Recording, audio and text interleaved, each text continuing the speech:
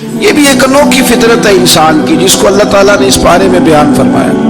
محبوب آپ نے اس شخص کی طرف نہیں دیکھا جو حضرت ابراہیم سے جھگڑا کر رہا تھا ان کے رب کے بارے میں۔ جھگڑا کیوں کر رہا تھا؟ ان آتاہ اللہ الملک، کیونکہ اللہ نے اسے ملک عطا فرمایا۔ اللہ نے بادشاہی دیا تو وہ اللہ کے معاملے میں جھگڑے کرنے لگ گیا۔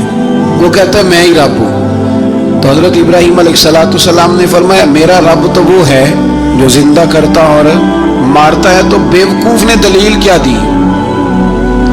نمرود کہنے لگا میں رب ہوں، تو فرمایا میرا رب وہ ہے جو زندہ کرتا اور مارتا ہے۔ تو کہتا ہے میں بھی زندہ کرتا ہوں مارتا ہوں۔ دلیل کیا ہے؟ ایک سزائے موت کا قیدی منگایا اور حضرت ابراہیم علیہ السلام کے سامنے کہنے لگا بھی تمہاری سزا کیا تھی؟ وہ کہنے لگا کل پرسوں پھانسی ہونے والی تھی۔ کہنے لگا جاؤ تم آزاد ہو۔ کہنے لگا دیکھ لو میں نے زندگی دے دی نا، حالانکہ یہ پرسوں مر جاتا۔ اور ایک بے گناہ کو پکڑا، تلوار ماری اور قتل کر دیا۔ کہنے لگا دیکھو میں بھی تو زندگی اور موت دیتا ہوں۔ اب حضرت ابراہیم اس کی اس دلیل پر اعتراض کر سکتے تھے۔ آپ نے خاص غور کرنا ہے بات پہ۔ اعتراض کر سکتے کہ تو پاگل ہے، زندگی تو یہ ہے نا کہ جس کو تلوار سے مارا اسے اٹھا کے دکھا۔ یہ اعتراض ہو سکتا تھا، لیکن جب کوئی بیوقوف جیسی دلیل دینا تو علم مناظرہ کا اصول یہ ہے کہ پھر اسے اس کی زبان میں جواب دیا جاتا ہے۔ پھر اس کو یہ نہیں آپ کہیں گے کہ یہ تو نے کیا کیا۔ اب جس طرح کا منہ ہوگا تھپڑ بھی، یہ بزرگوں کی مثالیں ہیں نا، تو اس نے کہا جی دیکھو میں نے بھی بندہ ایک زندہ کر دیا ایک مار دیا ہے۔ اب یہ اس کی بیوقوفوں جیسی دلیل تھی، لیکن چونکہ بندہ ہی بیوقوف تھا تو اس کی اس کو سمجھ نہیں آنی تھی، تو حضرت ابراہیم نے دلیل بدل لی اور آپ فرمانے لگے چلو پھر اگر یہی بات ہے تو میرا رب وہ ہے جو سورج کو مشرق سے نکالتا ہے اور مغرب میں غروب کرتا ہے۔ تو اگر رب ہے نا تو اس طرح کر فاتی بہا من المغرب، تو اسے مغرب سے نکال۔ چل یہ تو نے زندہ مردہ کر کے دکھا دیا نا، تو مغرب سے نکال۔ فبہت الذی کفر، تو کافر پریشان ہو گیا، اس لیے کہ وہاں سے نکال سکتا نہیں تھا۔ تو جب آپ کسی سے گفتگو کرتے ہیں نا تو الجھے نہیں، بات ایسی کریں جس کا کوئی جواب موجود نہ ہو۔ یہاں مفسرین نے ایک بڑی شاندار بات لکھی ہے۔ مفسرین کہتے ہیں کہ اگر وہ یہ کہہ دیتا نا یہاں پہ، کیونکہ بیوقوف تھا نا کہہ نہیں سکا، اگر کہہ دیتا نا کہ مشرق سے تو میں نکالتا ہوں، تو آپ اپنے رب سے کہیں وہ مغرب سے نکالے۔ تو مفسرین کہتے ہیں اگر حضرت ابراہیم فرما دیتے نا تو رب کریم نے سورج مغرب سے بھی نکال دینا تھا، لیکن فبہت الذی کفر، وہ یہیں پہ نہ رہ گیا۔ یہ اللہ کے بندے ہیں نا۔ امام اعظم ابو حنیفہ رحمت اللہ علیہ کے سامنے ایک دہری آ گیا، وہ کہتا تھا کہ ساری مخلوق خود بخود بنی ہے۔ تو امام صاحب نے بھی علم مناظرہ کے ساتھ اس کے ساتھ گفتگو کی۔ وہ کہنے لگا جی خود بن گیا سارا کچھ۔ تو امام صاحب کہنے لگے چل چھوڑ، کل بات کریں گے تیرے ساتھ۔ وہ کل دوبارہ آیا تو امام اعظم دریا کے کنارے کھڑے تھے۔ کہنے لگا امام صاحب بڑے پریشان کھڑے ہو؟ تو آپ فرمانے لگے پریشان اس لیے ہوں کہ میں نے عجیب ہی نظارہ دیکھا ہے۔ ابھی ایک درخت خود بخود کٹا ہے اور خود بخود اس کے تختے بن گئے، خود بخود رندا چلا ہے، خود بخود کشتی بن گئی ہے، خود بخود دریا میں اتری ہے، اور خود بخود کچھ بندوں کو ادھر لے کے آنے لگ گئی ہے، کچھ کو یہاں سے ادھر لے کے جانے لگ گئی ہے، سارا کچھ خود۔ وہ کہنے لگا حضور سیانے بیانے بندے ہیں، کبھی کشتی بھی خود بخود بنی ہے، کبھی بندے خود بخود ادھر سے ادھر بھی گئے ہیں۔ آپ فرمانے لگے کشتی خود بخود نہیں بن سکتی تو اتنی بڑی کائنات خود بخود کیسے بن گئی؟ اور اگر بندے ادھر سے ادھر خود بخود نہیں آ سکتے تو بتا یہ سورج اور چاند خود بخود ادھر سے ادھر کیسے روز چلے جاتے ہیں؟ تھوڑی دیر چپ رہا، پھر آ کے امام اعظم کے ہاتھ چومے اور کہنے لگا آپ نے تو کمال کر دیا، میرا ذہن صاف ہو گیا، مجھے کلمہ پڑھائے، میں بھی مدینے والے محبوب کا غلام بن جاتا۔ تو پکی دلیلوں کے ساتھ گفتگو کرتا ہے قرآن پاک، پکی دلیلیں۔ یہ آیت سبق یہ دیتی ہے کہ آپ کسی سے بات کریں تو اب چونکہ سپارہ لمبا ہے بات رہ نہ جائے، پر یہ مضمون اتنا شاندار ہے کہ میرا یہاں رکنے کو دل کرتا ہے۔ وہ ہمارا نظریہ یہ ہے کہ امام کے پیچھے سورۃ فاتحہ نہیں پڑھنی، اگرچہ جو پڑھتے ہیں اس پر کوئی سخت فتویٰ نہیں ہم دیتے، بعض آئمہ پڑھتے ہیں، لیکن समझाने के लिए इमाम आज़म अबू हनीफा रहमतुल्लाह अलैह की राय है कि इमाम के पीछे सूरत फातिहा नहीं पढ़नी। हमारे पास दलील है, कुरान कहता है जब कुरान पढ़ा जाए तो खामोशी से सुनो, और हुजूर का फरमान मौजूद है मुसन्नफ इब्ने अबी शैबा में कि इमाम की किरात ही मुक्तदी की किरात है। बुजुर्ग कहते हैं कि दलील उस तरह की दो कि सामने वाले के ज़हन तक बात पूरी उतर जाए, आप उसे समझा पाए। इमाम साहब ने जब ये बात इरशाद फरमाई तो कुछ लोग आपसे मुनाजरा करने आ गए। 15-20 लोग थे। एक इधर से बोलता पढ़नी चाहिए सूरत इमाम के पीछे, एक इधर से बोलता पढ़नी चाहिए, एक उधर से बोलता। तो इमाम आज़म अबू हनीफा फरमाने लगे तुम सारे पढ़े लिखे लोग हो, ये गुफ्तगू का तरीका है? इस तरह बात करते हैं किसी के सामने? मैं अकेला हूं और तुम 15 लोग हो, कोई उधर से बोलता है कोई उधर से बोलता है, तरीका करो कोई बात का। वो चुप कर गए, कहने लगे वैसे ठीक तो है, हम तो गैर मुअज़्ज़िब हो गए। तो इमाम साहब कहने लगे एक बंदे को मुंतखब करो, वो मेरे सामने आए। उन्होंने एक बंदा मुंतखब कर लिया। वो कहने लगा जनाब ये हमारा नुमाइंदा है, ये अगर जीत गया तो हम सारे जीत गए, ये अगर हार गया तो हम सारे। तो इमाम साहब कहने लगे क्यों मुंतखब किया? कहने लगे जी सारे बोलेंगे तो समझ ही ना आएगी कोई क्या कह रहा है, कोई क्या कह रहा है, कोई कहाँ है कोई कहाँ है। तो इमाम साहब कहने लगे मेरा भी मसला यही है, एक अल्हम्दुलिल्लाह रब्बिल आलमीन पे है और दूसरा सिरातल लज़ीना अनअमता अलैहिम पे है। तो मैं भी कह रहा हूँ कि जो इमाम आगे लगा लिया ना उस पर एतबार करो, उस पर एतबार करो। तो दलील वो देंगे जो दलील सामने वाले के जहन में उतर जाए। चले जी थोड़ा आगे चलते हैं। अल्लाह करीम ने ना आगे एक और मिसाल बयान की। ये जो बहुत सारे लोगों के दिलों में ख्याल आता है ना, कब्रों में जाएंगे हड्डियां गल जाएंगी सड़ जाएंगी तो कैसे उठेंगे। तो इसी पारे की आयत नंबर 259 में अल्लाह ताला ने हमारा वो मसला भी हल किया और 2 वाक़यात तफसील के साथ तीसरे पारे में बयान फरमाए। अल्लाह करीम फरमाते हैं कि क्या आपने उस शख्स को नहीं देखा कि जो एक ऐसी बस्ती पर से गुजरा, वहिया खावियतुन अला उरूशिहा, जो अपनी छतों के बल गिरी पड़ी थी, यानी बस्ती तबाह हो गई। वो आदमी वहां से गुजरा, वो हजरत उज़ैर अलैहिस्सलाम थे। बहुत सारे मुफस्सिरीन के नजदीक बाद ने ये लिखा है कि चूंकि यहाँ अल्लाह ने किसी का जिक्र नहीं किया तो हम भी किसी को मखसूस नहीं करते, लेकिन कसीर की तादाद यह है कि हजरत उज़ैर थे, आप गुजरे एक बस्ती में तो आपने देखा कि वो बस्ती तबाह हाल हो गई है और जमीन पलट दी गई है, छतों के ऊपर लोग मरे हुए पड़े हैं। तो आपके दिल में ख्याल आया कि या अल्लाह तो इन्हें कैसे जिंदा करेगा बाद मौतिहा, मरने के बाद।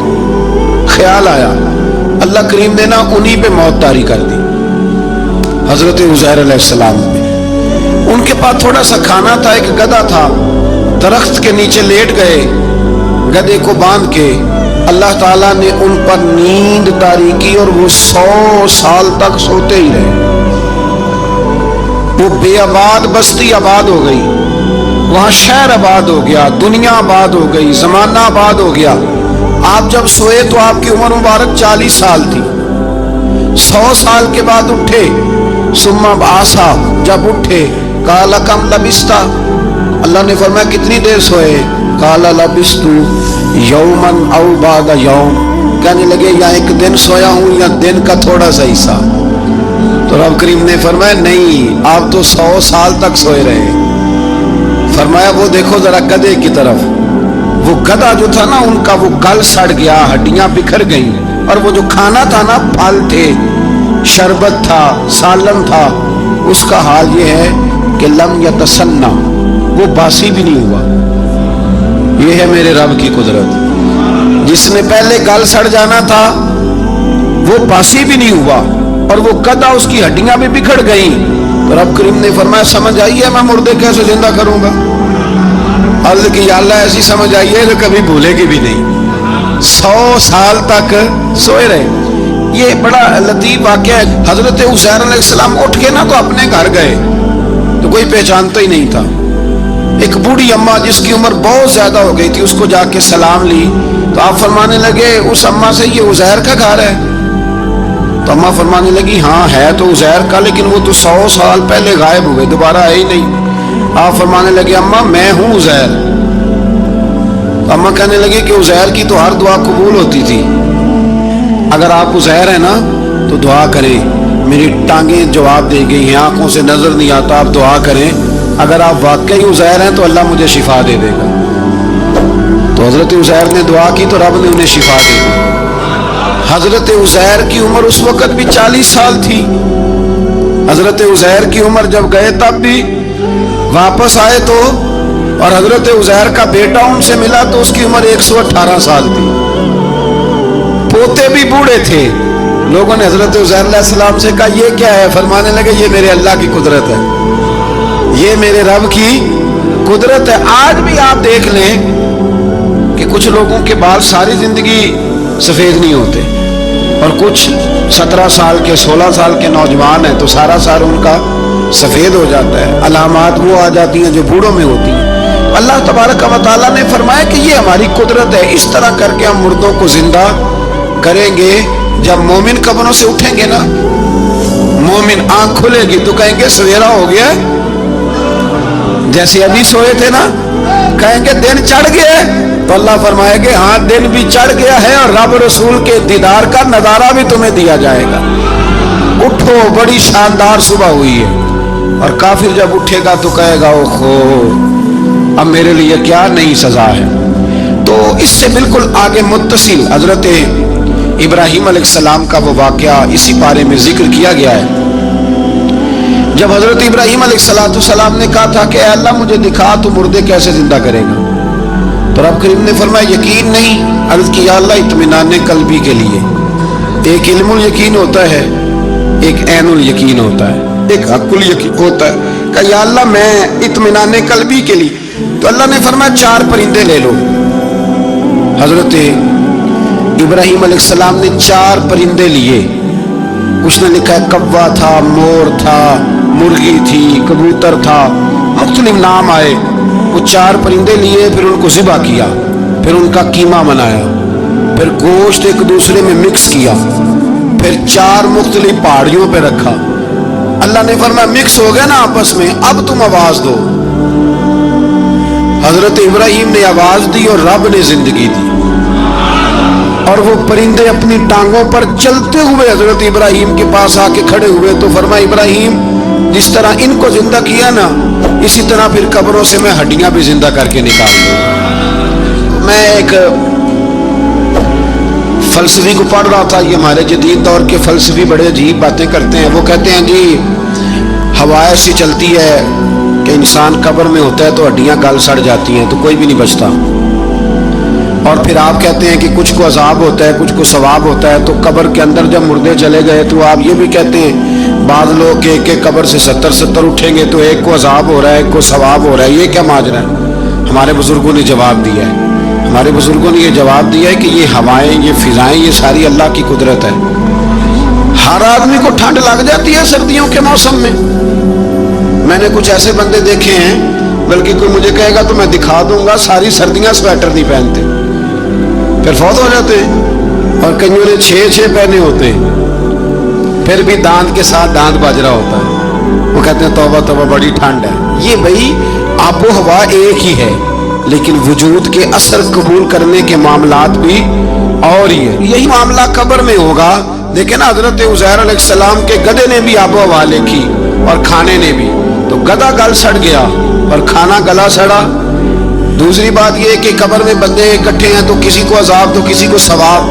تو امام جلال الدین سیوطی رحمۃ اللہ علیہ فرماتے ہیں 2 بھائی اگر ایک پلنگ پہ سوئے ہوں تو ایک خواب میں لاہور ہوتا ہے, دوسرا پشاور ہوتا ہے. سوئے کہاں ہوتے ہیں؟ اکٹھے ایک پلنگ پہ. وہ ایک کہتا ہے میں رات کو لاہور تھا, اور دوسرا کہتا ہے نہیں تو غلط کہہ رہا, میں تو پشاور تھا.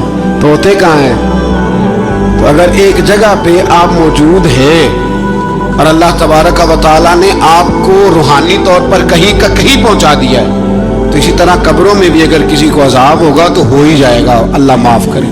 اور اگر کسی پہ رحمت ہوگی تو وہ بھی انشاءاللہ ہو ہی جائے گی. تھوڑا سا آگے بڑھتے پھر اللہ تبارک و تعالیٰ نے نا اپنی راہ میں خرچ کرنے کی بات ارشاد فرمائی. فرمایا اگر تم میری راہ میں خرچ کرو گے تو میں تمہیں 700 گنا کر کے واپس کروں گا. اللہ کی راہ میں خرچ کریں گے تو کتنا ملے گا؟ یہاں بھی معاملہ یقین کرنے کا ہے. قوم کو یقین آ جائے نا کہ ڈبل ہو جائیں گے تو ساری قوم لٹ جاتی ہے. اگر اتنا یقین ہو جائے نا ڈبل ہو جائیں گے تو لٹ جاتی ہے، تو اگر یہ بھی یقین ہو جائے نا کہ 700 گنا ہو جائیں گے تو پھر بھی میرا خیال یہ ہے کہ قوم لٹنے کو تیار ہو سکتی ہے، لیکن وہاں لٹ کے برباد ہوتے ہیں۔ رب رسول کے راستے میں لٹیں گے تو آنے والی نسلوں کو بھی اللہ آباد فرما دے گا، اللہ آباد کر دے گا آنے والی نسلوں کو۔ تو میرے دوستو تھوڑا سا آگے جب ہم اس بارے میں چلتے ہیں تو اللہ تبارک و تعالیٰ نے دو باتیں ارشاد فرمائی۔ ایک تو ارشاد فرمایا کہ شیطان تمہیں نا دو چیزوں کے بارے میں اکثر ورگلاتا ہے، ایک تمہیں کہتا ہے کہ کنجوسی کرو، فقر تنگ دستی ہو جائے گی اگر خرچ کرو گے، اور دوسرا تمہیں کہتا ہے بے حیائی کرو۔ اللہ نے فرمایا یہ دو کام تم نے کرنے نہیں، نہ تم نے بخل کرنا ہے اور نہ تم نے بے حیائی کرنی ہے۔ اور پھر آگے جا کے ارشاد فرمایا کہ دانائی بڑی حکمت ہے، عقل مندی بڑی حکمت ہے، زندگی دانائی سے گزارو۔ یؤتی الحکمت من یشاء، اللہ جسے چاہتا ہے حکمت عطا کرتا ہے۔ ومن یؤت الحکمت فقد اوتی خیرا کثیرا، اور جسے اللہ نے دانائی دی نا عقل، اللہ فرماتا ہے اسے ہم نے خیر کثیر عطا کی۔ کام سارے ہی ہو جاتے ہیں پر جو عقل کے ذریعے کیا جائے نا، شیخ سعدی نے کہا تھا اگر تیرے پاس 1 من علم ہے نا تو 10 من عقل کی بھی ضرورت ہے، پھر وہ علم آگے پہنچتا ہے۔ 10 من، 1 من شعور کے ساتھ، دانائی کے ساتھ۔ میرے نبی کریم علیہ السلام نے نا بڑی دانائی کے ساتھ دین پھیلایا ہے، بڑی حکمت کے ساتھ، بڑی خوبصورتی کے ساتھ حضور نے۔ ایک شخص نے آگے کہا یا رسول اللہ صلی اللہ تعالی علیہ وسلم میں 5 نمازیں نہیں پڑھ سکتا، 2 پڑھوں گا۔ تو صحابہ کہتے ہیں ہمارے دل میں خیال آیا کیسے اجازت ملے گی، نماز تو فرض عین ہے، ہر نماز کی ہر رکعت کا ہر سجدہ فرض ہے، اور یہ پوری 3 نمازوں کی چھٹی مانگ رہا ہے۔ لیکن حضور نے حکمت سے دین پھیلایا، دانائی سے۔ مسند امام احمد بن حنبل میں موجود ہے، حضور نے فرمایا اگر 2 نمازیں پڑھو گے 3 نہ پڑھو گے تو کلمہ تو پڑھ لو گے نا دل سے۔ حضور پڑھ لوں گا، فرمایا چل تو 2 ہی پڑھ لینا، کلمہ پڑھ صحیح۔ حضرت ابو ہریرہ کہتے ہیں اس نے 3 نمازوں کی چھٹی کی شرط پر کلمہ پڑھا، ابھی پورا ہفتہ نہیں ہوا تھا کہ اس نے 5 نمازیں کیا تہجد بھی شروع کر دی۔ اس شخص نے پھر اشراق اور چاشت بھی پڑھی، وہ ساری رات مصلی پہ بھی بیٹھا۔ لہذا دانائی کے ساتھ گھر بھی آپ کا حکمت سے چلے گا، دانائی سے چلے گا، دکان بھی آپ کی حکمت اور دانائی سے چلے گی۔ تو مسلمان اس کو نہیں کہتے جو جذباتی ہو جائے، جو فٹافٹ مرانے پہ اتر آئے، اس کو کہتے ہیں جو بڑی دانائی کے ساتھ، حکمت کے ساتھ چیزوں کو لے کے آگے بڑھتا ہے۔ پھر اللہ تبارک و تعالیٰ نے نا 5ویں سے 6ٹھے رکوع میں سود کی حرمت بیان کی، اور اللہ کریم نے فرمایا کہ یہ جو لوگ کہتے ہیں نا کہ سود بھی تجارت کی طرح ہی ہے، یہ بھی تو کاروبار ہی ہے، فرمایا قیامت کے دن یہ اس طرح کھڑے کیے جائیں گے جس طرح کسی کو شیطان چھو لینا، شیطان چھوتا ہے تو وہ آدمی یوں ہو جاتا ہے جیسے پاگل ہو گیا۔ تو ان لوگوں کو جو سود اور کاروبار کو ایک کہتے ہیں، انہیں بھی قیامت میں پاگلوں کی طرح کھڑا کیا جائے گا۔ اور پھر اللہ تعالیٰ نے حکم دیا، فرمایا سود چھوڑ دو جو باقی رہ گیا ہے، اس سے جان چھڑا لو، اور اگر تم نے ایسا نہ کیا فَإِن لَمْ تَفْعَلُوا، اگر تم نے ایسا نہ کیا فَأْذَنُوا بِحَرْبٍ مِّنَ اللَّهِ وَرَسُولِهِ، پھر اللہ اور اس کے رسول سے جنگ کرنے کے لیے تیار ہو۔ طویل ترین آیت قرآن مجید کی آیت نمبر 282، اس میں اللہ تعالیٰ نے فرمایا جب بھی تم نے لین دین کرنا ہے اسے لکھنا ہے۔ ایک لفظ سے نا مجھے تو کئی دفعہ چڑی ہو جاتی ہے، وہ لفظ ہے کہ مجھے اعتبار ہے۔ میں کہتا ہوں کہ وہ والدین بڑے ظالم ہیں جو کہتے ہیں مجھے جوان بچی اکیلی کالج جاتی ہے تو مجھے اعتبار ہے، جوان بچے کو 10-20 ہزار روپیہ جیب میں ڈال کے گلی میں بھیج دیتے ہیں اور کہتے ہیں مجھے اعتبار ہے۔ اسی طرح وہ لوگ بھی بڑے ظلم کرتے ہیں جو اپنے بھائی کے ساتھ لین دین کرتے ہیں، تحریر نہیں کرتے اور کہتے ہیں مجھے اعتبار ہے۔ اللہ کو بھی تو اعتبار ہے نا اپنے بندوں پہ، تو رب فرماتا ہے میرے بندو جب لین دین کرو تو اسے لکھ لو، یہ قرآن کا حکم ہے، یہ میرے رسول کی سنت ہے، یہ میرے نبی کا طریقہ ہے۔ جب بھی لین دین کریں اسے تحریر کریں، اسے طے کریں، اچھے طریقے سے نوٹ کریں، تاکہ وہ کسی جگہ پہ جا کے بھی کوئی معاملہ بھی کمزوری کا باعث نہ بنے۔ تو اس آیہ کریمہ میں اللہ کریم نے یہ بھی ارشاد فرمایا کہ للہ ما فی السماوات و ما فی الارض، آگے جا کے فرمایا کہ زمین آسمان میں جو کچھ بھی ہے ان سب کا مالک اللہ ہے, ہمیں اللہ نے جو کچھ دیا نا وہ استعمال کرنے کے لیے دیا ہے. اگر ہم مالک ہوتے تو قیامت میں حساب نہ دیتے. مالکوں نے کبھی حساب نہیں دیا, حساب تو منشی دیتے. اللہ نے ہمیں استعمال کرنے کے لیے چیزیں دی ہیں, اس لیے اللہ فرماتا ہے ثم لتسألن یومئذ عن النعیم, قیامت میں نا میں تم سے ایک ایک نعمت کے بارے میں سوال کروں گا. تو یہ ساری امانتیں ہیں اللہ کی, جتنا کچھ ہمارے پاس ہے, وہ کوئی بھی صلاحیت ہو, کوئی بھی قوت ہو, تو اس کو صحیح صحیح استعمال کریں امانت کو. پھر میرے عزیز, اللہ تبارک و تعالیٰ نے نا اس سورہ مبارکہ کے آخر میں ہمیں ایک دعا سکھائی ہے. وہ بڑی شاندار دعا ہے, ہر چیز طلب کرتی ہے کہ اس کو پڑھا جائے, دیکھا جائے, پر اس دعا کے آخری لفظ یہ ہے واعف عنا, اللہ ہم سے درگزر فرما. اور آخری لفظ یہ ہے کہ واغفر لنا, اللہ ہمیں بخش دے, وارحمنا, اور اللہ ہم پہ رحم فرما, اس لیے کہ انت مولانا, تو ہی ہمارا مددگار ہے. فانصرنا علی القوم الکافرین, اللہ کافروں کے مقابلے ہمیں ہماری مدد فرما. تو پھر آگے سورہ آل عمران شروع ہوتی ہے. سورہ آل عمران کے بالکل ابتدا میں اللہ کریم نے فرمایا کہ قرآن پاک میں دو قسم کی آیات ہیں. کچھ آیات بالکل واضح ہیں اور کچھ آیات ایسی ہیں کہ جو متشابہ ہیں, جن کو سمجھنے کی ضرورت ہے. تو فرمایا جن کے دلوں میں کجی ہے نا, کھوٹ ہے, وہ متشابہ آیات کے پیچھے جاتے ہیں. کچھ آیات بالکل واضح ہیں, کچھ کو سمجھنے کی ضرورت ہے. تو دو لوگ قرآن پڑھ پڑھ کے فساد برپا کرتے ہیں, یہ وہ لوگ ہیں جو متشابہات کے پیچھے لگتے ہیں, واضح آیات کی طرف نہیں جاتے. ہمارے زمانے میں بھی ہم دیکھتے ہیں کہ قوم یہ جو واضح آیات ہیں ان پر عمل نہیں کرتی, بلکہ کچھ ایسی آیات, کچھ ایسی باتیں جن کو بڑی گہرائی اور گہرائی سے سمجھنے کی ضرورت ہے, وہ لے کے آ جاتی ہے, کہتے ہیں یہ فلسفہ بیان کریں. تو میں کہا کرتا ہوں جو سیدھی سیدھی چیزیں ہیں پہلے ان پہ عمل کر لو نا. نمازیں 5 فرض ہیں, وہ پہلے پڑھو نا. ماں باپ کی خدمت فرض ہے, وہ کرو. حق سچ بولو, حلال روزی کھاؤ, جو ہے وہ دیانتداری کا مظاہرہ کرو. تو یہ کام کرو نا, پھر آگے فلسفے میں بھی چلے جائیں گے, پھر منطق کی باتیں بھی چھیڑ لیں گے. تو جو واضح واضح چیزیں ان پر تو عمل کر لیں, وہ باریکیوں